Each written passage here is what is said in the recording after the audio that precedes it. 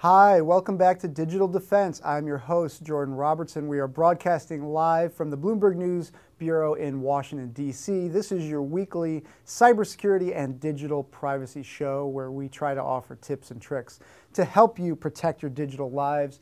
On this week's show, we're going to be talking about something that you may have heard a lot about already, but we're going to take a slightly different tack. What you're seeing behind me is the Internet Research Agency. This is the building in Russia where the accused Russian trolls were said to have worked, who tampered with the 2016 U.S. election. And the topic of today's show is one you may not have heard a lot about, which is, as most people know, the special counsel indicted 13 individuals who allegedly worked for this agency, and others related to the 2016 election hacking. What many people may have overlooked in the indictment is the fact that these Russian trolls, didn't just manipulate social media, didn't just buy ads on Facebook, and didn't just organize rallies, in-person rallies in the U.S., which we've talked about on this show. They also engaged in identity theft. And one of the charges in the charging document is related to identity theft. And what we're going to talk about in today's show is how do you protect yourself, or how do you know if someone's stolen your identity to do this kind of social media manipulation? And the reason it's a great topic for this show is, this type of fraud that the U.S. is alleged these Russian nationals engaged in is not the kind of thing that would normally show up on like a credit report or any of the other tools that I will often advocate here on this show, to use to spot identity theft. So it's a different kind of identity theft, and one that could have ramifications for your personal life or your digital lives. So that's going to be the topic for today's show: how to protect yourself against identity theft for social media manipulation, whether it's Russian election hacking, spam marketing, or whatever. And as always, we want this to be an interactive show. So if you have any questions about this topic or others, please do type them into the comment section below, whether you're watching on YouTube, Facebook, or Periscope, or any other medium.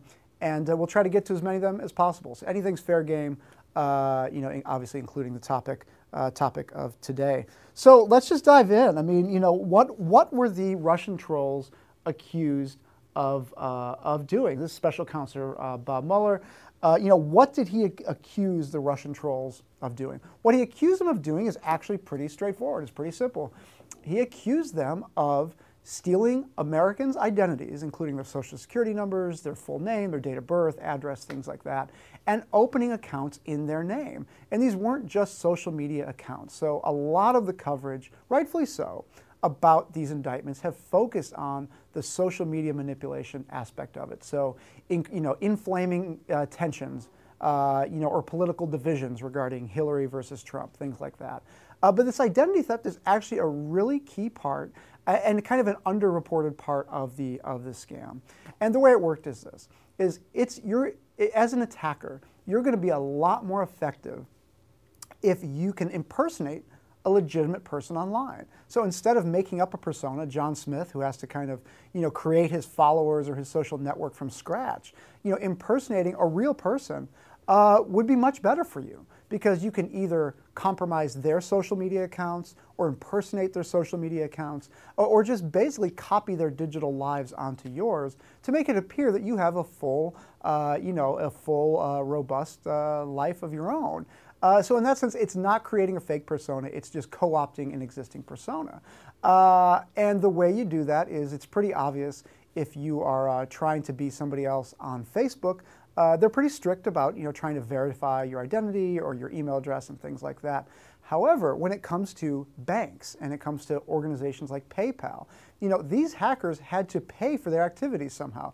They had to pay for ads on Facebook. Now, the way you do that is you don't just wire the money directly from this building in Moscow where the hacking activities are alleged to have occurred. No, you've got to create fake accounts, PayPal accounts and others, to make those payments. So how do you protect yourself from becoming a victim of these kind of schemes? Well, as I said at the top of the show, It's a little bit trickier than what I normally advocate. And here's my normal advice for anybody watching. And again, this is an interactive show, so if you have any questions as I'm talking, please feel free to just write them in the comments below, and we'll get to as many of them as possible. What I normally advocate for people to protect against identity theft is very simple. Almost everybody will have gotten a notice from their bank or from a retailer, from some organization that has lost their information, from their healthcare provider, offering a year or two of free identity theft protection because that organization lost their data. I encourage everybody to take every offer that comes their way and take them up on it. So that may mean you might have 2 or 3 overlapping identity theft protection services for several years, but I say to everybody, take those companies up on those offers. The reason those companies are doing that is not altruism, it's a legal maneuver. It's to say, hey, we offer to protect these individuals from any harm coming from the identity theft, from the loss of their data. So that insulates them legally. And what you get as a consumer is you get a pretty valuable service for free. And you'll get it from all over the place. You'll get it from retailers, from healthcare providers, from employers even sometimes. So what I always tell people is sign up for those services. And what those services will do is if somebody tries to take out a credit card in your name, that's the most typical flag for those types of accounts. You will get an alert. You'll get an alert that says, hey, somebody's trying to take out a credit card in your name. Is this a valid opening of an account? And what you'll do is you'll click on your phone, you'll say no, and that account will be blocked. It's very effective. It's very valuable.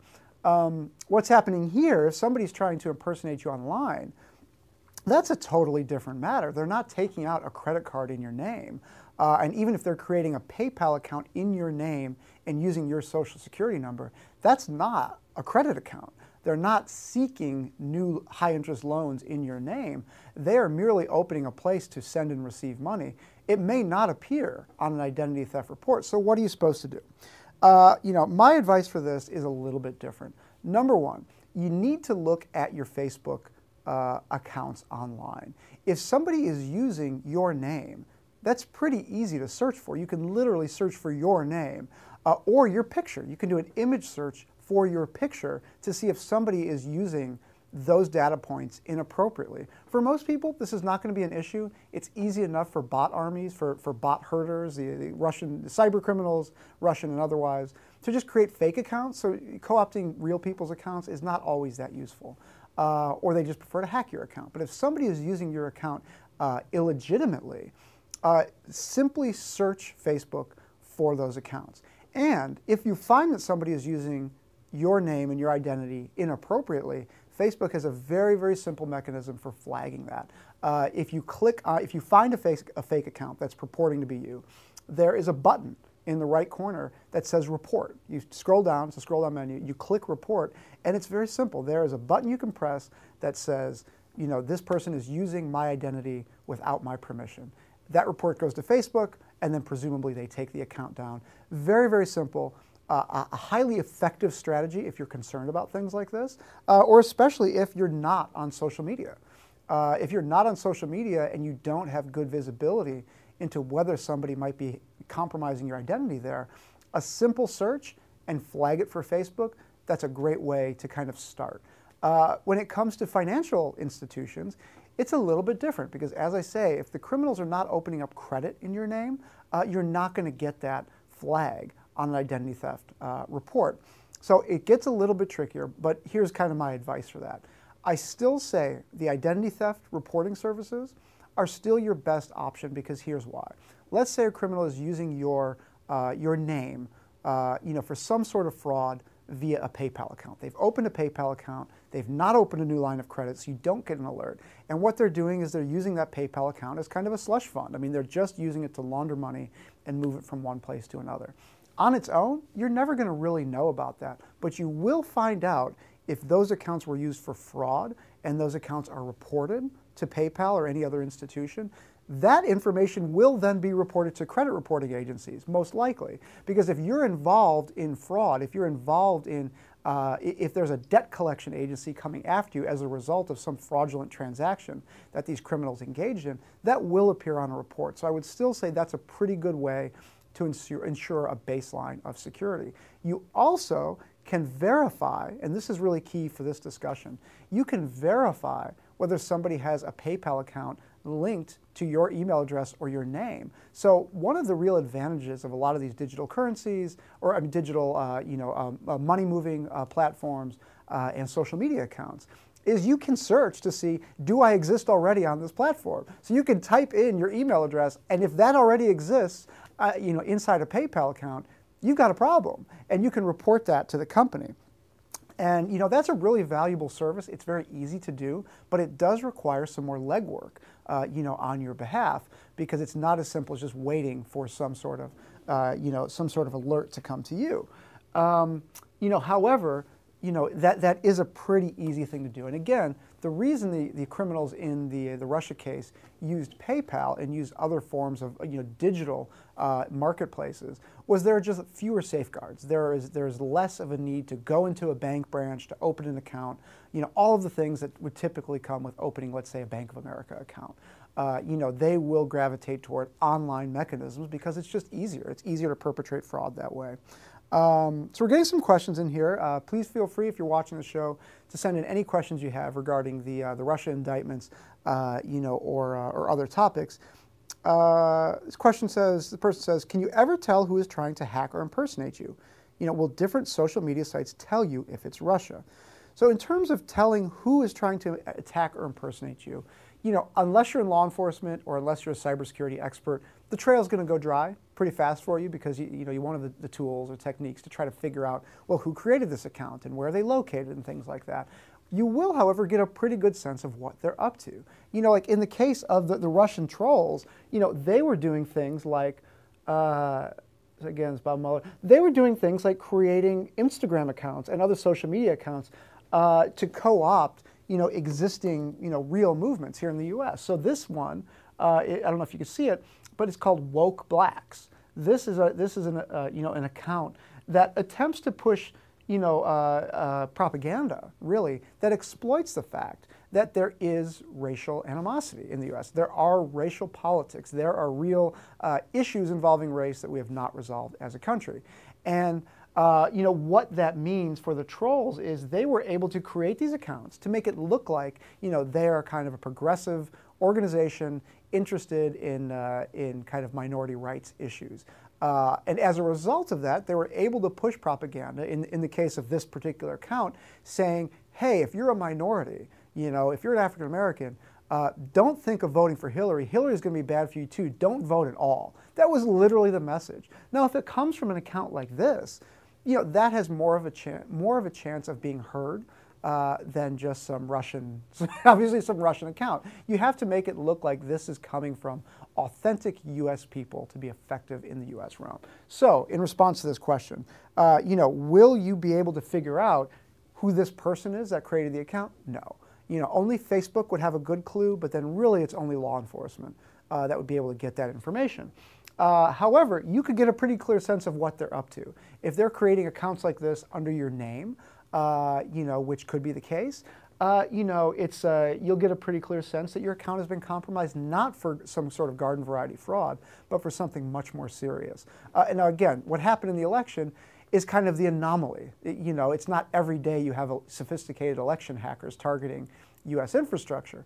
It is the case, though, that every day you do have impersonators targeting social media accounts and financial institution accounts, looking to take over accounts as you. So, the game has kind of changed a little bit. My big message for today's show is the game has changed a little bit. It's not so simple that you can just sit back and wait for alerts through any third-party service that something is wrong involving your identity. There are lots of services that purport to sell you that kind of thing. And again, I wouldn't say use none of them. I would just say if you're really concerned about somebody using your identity for something other than garden variety cybercrime, you have to do a little bit of digging, but it's actually not that hard. We're getting some good questions in here. Please feel free to keep them coming. We're open to any and all questions about cybersecurity and digital privacy or these Russia indictments. This question says, feels like there are a ton of hacks happening, but not that many hackers getting caught. Is there some reason why it's so hard to prosecute these kinds of crimes? The reason I laugh is because the viewer is right. Lots and lots of hacks. Actually, what's happening is this. I would say, in my experience, it's not that there are more hacks, it's that the hacks are getting worse. So cybersecurity technologies these days, that cybersecurity is approaching $100 billion in annual revenue as an industry. The industry has never been bigger, it's never been more advanced, and the technologies to defend against attacks have never been more sophisticated. So what that means is it's gotten a lot harder for hackers to do what they do. And as a result of that, the hackers that do get through tend to be more advanced. So what does that mean? What that means is when you hear about a breach these days, it's either a nation state actor, Russia or China or the U.S. or whoever, perpetuating a hack, or it's like an A or an A- level cyber criminal that is just very, very skilled at what they do. And as a result, if those type of hackers get inside a network, they're going to make off with everything of value. It's not going to be a breach of 10 million credit cards. It's going to be a breach of 100 million credit cards. And that's the difference. So when you read about breaches now, the breaches are just bigger. And as a result, you're talking about a level of cyber actors that is uncommon. If you're talking about nation state actors, government employed hackers, those people are not going to be arrested. The U.S. has indicted some of those folks before, in China especially, in kind of just a display of, we know who you are, you guys got to knock it off. So those folks are not going to get arrested unless they leave the country. And in terms of cyber criminals, the viewer is exactly right. I mean, these individuals generally don't get caught. So occasionally they do. The reason being, a lot of this stuff emanates from Russia and Eastern Europe. And those individuals get protection. The way they get protection from the Russian government is if they're ever caught up in one of these hacks or there's ever an international arrest warrant put out for any of these criminals, the Russian state services approach those people. They approach those people and say, hey, you must be a really good hacker. What do you got? And we saw this with the Yahoo case. The Yahoo hack was fascinating because Yahoo basically lost the whole company. It was kind of a miracle they were able to sell the company anyway. But they lost everything. They lost billions and billions of accounts, and it was a two-stage attack. The Yahoo attack, to the best of our understanding, and according to the indictments in that case, started with a garden variety cybercrime hack that just kind of got out of control. The hackers got everything, and they left. That hacker landed on the radar, allegedly, of the Russian state services, who approached him and said, hey, you're apparently hot stuff. Like, what do you got? And the guy went back into Yahoo with a totally different intention and motivation. And that was allegedly, again, at the direction of state services in Russia to steal data that would be useful for Russian intelligence. That is a model that I feel like doesn't get a lot of attention, and partly because it's complicated. It's a little bit hard to understand how does an attack turn from cybercrime into intelligence gathering. But Russia kind of has the model, and Russia is not the only country that hacks. Of course, the U.S. hacks as well, and have some of the best hackers in the world. But when it comes to the cybercrime model, Russia has kind of perfected this art of the kind of dual hat system, where somebody who's really good at cybercrime, also might get co-opted to do exploit some of their access to these networks for intelligence purposes, and that's also a way for the Russian state services to keep an arm's length. From these hackers. That's just a very long-winded way of answering this question of why aren't these criminals caught? Well, in the case of Russia, I mean, there were indictments. There are individuals who were apprehended as a result of that. But if you're talking about the top of the top hackers, those folks generally get protection. They get protection. They're hard to catch, and whether that's by the Chinese state services, the Russian state services, and if you talk about intelligence operatives and military officers that do hacking for whatever country, arresting those individuals is going to be very, very, very difficult. So that's the reason a lot of these folks don't get caught. And also, it's trivial to anonymize yourself online. If you're operationally pretty disciplined, you can get away with a whole lot. And when we see people get caught, generally it's because they've made a stupid mistake. And that's kind of the unspoken thing about a lot of these cases. But generally, when a top cyber criminal gets caught, it's because they panicked and did something they shouldn't have, like travel out of Russia, to the Bahamas for vacation or something like that, or just make some technical mistake. Next question here is it just Russia, or are there other nefarious actors doing this? Well, if we're talking about election tampering specifically, obviously Russia is kind of the target of a lot of the discussion now about election tampering. But the U.S. and other countries have been engaged in election meddling, for decades. It's just taken a different form. In terms of propaganda, every country does propaganda. What's happened here, though, is that Russia, ever since the invasion of Crimea and ever since the imposing of sanctions on Russia, U.S. sanctions as a result of that, and we've talked about this with Kevin Mandia of FireEye, who's been on the show, and others. Ever since then, Russia has gone from an A-level actor that's really silent, that is really savvy and really sophisticated about not being detected, to an A-level actor that wants to be noticed all over the place. They've gone from kind of aggressive but under the radar to aggressive and on the radar screen. And the reason that's significant is we're hearing a lot more about Russia now because Russia wants to rattle the cages. Russia wants to be caught in many cases. And Russia wants to be seen as, this powerful international force in cyber, capable of influencing the U.S. election of all things. So that's the reason we're hearing a lot about Russia now. It's not just, scaremongering about Russia. It's Russia wants to be caught. Russia wants to be on a radar. They want to be the topic of discussion. And rightfully so. That's what we're talking about now. But there are many, many other, state actors that are involved in things like election, tampering. We haven't seen China do it, as far as we can tell. We've seen them gather intelligence. The Obama campaign in 2008, as well as the John McCain campaign. Back then, they were both victimized by what we understand to be Chinese intelligence operatives looking for information about the candidates. And this is for intelligence purposes. This was not to sway the election by any means. This was data that never got out and was never used for anything other than intelligence gathering, diplomatic negotiations, national security posturing, things like that. So that's typically the form that this type of hacking has taken. Now, what we're seeing with stuff like this, with fake social media accounts, manipulation of public opinion, and again, coupled with the fact that Russia wants to be caught and wants to be seen as a powerful player in this equation, you're just seeing them now more front and center. But there is propaganda happening all the time from the U.S., from other countries, involving elections. Russia's just taken it to a new level here. So I hope that answer helps. Okay, we've got a lot of great questions here. Thanks for sending these in. Do you think that facial mapping software is already used somewhere to imitate real people for fraudulent practices? What about voice emulators? Do you think this will happen? This is a really interesting question because facial recognition technology, as many people watching the show will know, facial recognition technology now is amazing. And voice recognition technology is even better and has been even better for a number of years.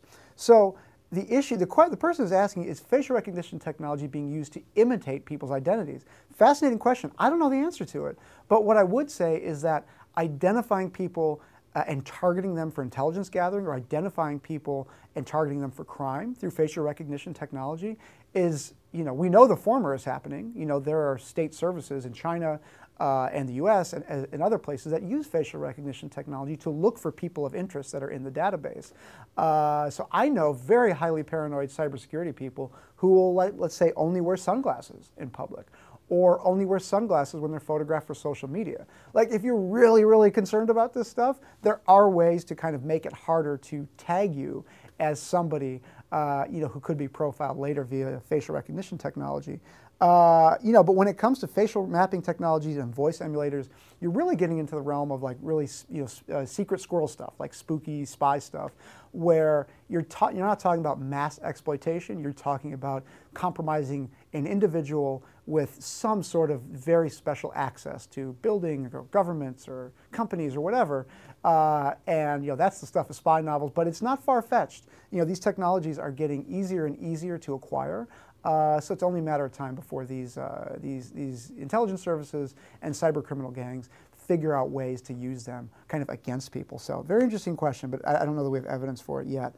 What are some other ways to defend yourself online, and what do you think should be done to prevent things like this from happening? Well, one of the things that I often advocate for protecting yourself online, and again, I talk every day to very talented, very smart cybersecurity professionals who have their own ways of protecting themselves online, which are not really relevant to the general population because they have technical things that they know how to do very easily, that they know like the back of their hand, that for most people would just be too difficult. One person I know says that they don't really use security software. They're just kind of careful about what they do online, but they re-image their machine, every month or every couple of months. And what that means is you're reinstalling your operating system. If you're skilled enough and you're kind of disciplined enough to do that, that's absolutely a great way to take care of your computer, because even if something had gotten planted there, you're just wiping it out, anyway. But for most people, I would say this. Interesting part is you may not need antivirus software anymore. New operating systems like the new Windows, obviously Apple's been very good at blocking attacks for many years. The operating systems themselves have been getting a lot better at doing antivirus detection on their own. This is a big deal because I've advocated for many years, just use the antivirus software, whatever comes with your PC when you buy it. If it's $20 a year or $100 a year, just pay for that. That'll give you a level of protection that's pretty good. Or just buy a freebie, get a freebie from online, one of the free services, and they're all basically the same. They're all pretty good. But now with this being incorporated into the operating systems, and just basically my answer to this is check which OS you use. If you're using Apple, there are lots of good protections there. It's harder to crack into Apple devices. And if you're using the new version of Windows, there are really robust antivirus protections built right into those OSs. So just check which OS you're using. And if you're using one of the modern versions, you're actually pretty well protected. But when it comes to online, one of the things I like to tell people is a piece of advice I got many years ago, which is create 2 accounts. And if any regular viewer of the show will know that this is kind of my favorite piece of advice. But it's create 2 accounts on your computer. One is the administrator account, which you use to set up the computer, and create a guest account that doesn't have administrator privileges, and use that account for basically everything you do online. That way, if a really nasty piece of malware tries to download onto your computer, it's not going to have the right privileges inherently to install. Now, I know cybersecurity people will say, well, there are ways around it. Of course, there are always ways around things. But that's a pretty good piece of advice, as far as I'm aware, to just make it harder for any malware to actually install on your computer. Don't have administrative privileges. Any employee of a large company knows that. If you've taken home a company laptop, you don't have administrative privileges. Nobody does. That's because IT controls that. The same should be true for your own home. Like, I don't see anything wrong with basically creating your own mini IT department, and you are the remote worker, and you just do everything in your guest account until you need to download a new program. So that's a pretty good piece of advice about how to keep yourself safe online. And couple more questions here, and then we're running out of time. Thank you for all the questions. We really like them. Can you safely search the dark web for your info? If you're talented enough to know where to look, you can make a good run at it. But I would say the problem with the dark web is there's the public dark web, which anybody can access, and then there's the private dark web, which is where real information is bought and sold. So I would say trying to search the dark web for your own information is probably a losing battle. There are services that can do this for you, or companies that can do it for your companies.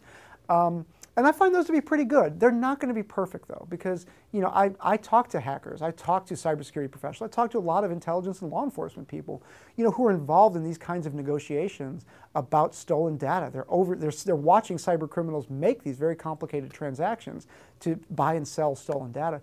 Those are happening on very private marketplaces on the dark web. You're not going to have access to it. So my advice would be don't bother searching the dark web. Again, subscribe to any of these free services that companies that lose your data offer for you. That's by far the best way to keep track of your data online. And some of those do include dark web searches for what they're worth. Again, these private marketplaces, those services tend to not have access to them. But as a baseline, it's pretty good to know, if your username and password or your identity has been taken somewhere. There are ways to check that. Last question here that we're going to wrap is, will North Korea be a threat to U.S. elections? I like that question because we saw North Korea, really tamper with the opening of that silly movie, The Interview, when they hacked Sony Pictures and dumped all their emails. Could North Korea be a factor in U.S. elections, either the midterms this year or the presidential elections in 2 years? Absolutely. Any of these state actors could be. And it's important for viewers to remember this as well. In the early days of any cyber attack, there's a knee-jerk reaction to blame it on whoever the boogeyman of the moment is, whether it's Russia or North Korea or whatever. If our elections are tampered with again, it's very important to remember attributing these things is very hard. And if I were North Korea and I were looking to mess with the U.S. elections, I would sure make it look like Russia or vice versa. So it's important to keep that in mind when it comes to trying to figure out if our elections are tampered with again, Who was it? It may not be Russia. It may be, it may not be. Those are hard questions that take government services agencies a long time to figure out. But I would not be surprised if North Korea took a page from Russia's playbook here and said, "Wow, that was effective." In any event, we've run out of time here. Thank you so much for watching the show. We always enjoy the questions. We appreciate everybody taking the time to watch, and hopefully you learned something. Hopefully I provide you some valuable information. As always, you can catch me on Twitter. I'm at JordanR1000, JORDAN, the letter R, 1000. And you can also find us at Bloomberg.com/technology. That's the global technology webpage where you have archived versions of this show, archived editions of this show, as well as another web series by a colleague of mine named Mark Gurman called Gadgets with Gurman. And we also have our podcast there called Decrypted. We hope you check some of those out. Thanks again for watching. We'll see you next week at noon Eastern right here on Digital Defense.